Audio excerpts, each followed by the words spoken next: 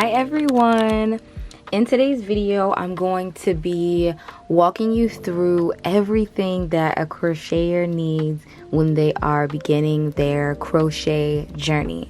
So let's get straight into this video. Next is going to be some tapestry needles. Now these say size 16. I would definitely get some longer ones, simply because it'll make weaving your ends a lot easier. But I highly recommend getting the metal ones over the plastic ones, even as a beginner, because the plastic ones, they start to bend and they're just very frustrating. Y'all see I got this 5 in a pack for $1.49, but the bigger ones, I believe you only get 2 in the pack for about the same price. But again, it's only $1, so I definitely recommend you get some tapestry needles. I don't know of any other way to weave in your ends without them. If y'all do, let me know in the comments if you have other ways of weaving in your ends without a tapestry needle, but I highly recommend for all of my beginners to grab you a tapestry needle when you are building your crochet toolkit.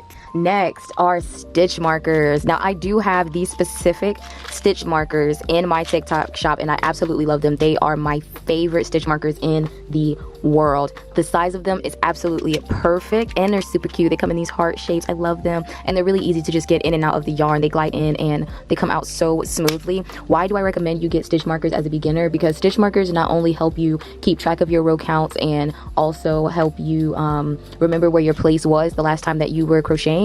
They are also great for just helping you start to recognize what the stitches look like, and that way you're able to just have a better idea of what your slip stitch looks like, what your single crochet looks like. You get used to seeing them because when you keep this in the same place and you're looking at it as you repeat the rows, you're like, okay, I may be able to do this without stitch markers. And some of us more experienced crocheters may have found ourselves not needing to use stitch markers simply because like we already know what the next row is going to look like we know where to put the beginning of a stitch from the first stitch that we crocheted. And so I highly recommend you get stitch markers. Even as a more experienced crocheter, I still use stitch markers, especially from when I'm doing my projects like bralettes and things like that. Like I just highly recommend you get you some stitch markers. And the reason why I love these is because they came in this gigantic pack of like over 100 or so, and this case actually came from Hobby Lobby. I had if you guys have ever been to Hobby Lobby and you see the stitch markers, I had that stitch marker kit, but the only thing about it was a lot of crocheters, we have that problem where we start projects and we don't finish them, and I just found that a lot of my stitch markers were staying in projects that I never finished. And so buying this huge kit, like I have yet to run out of stitch markers, and I've had this kit like going on like a year now. And so I just highly recommend you get you some stitch markers. And if you are looking for these specific stitch markers, again, they're in my TikTok showcase.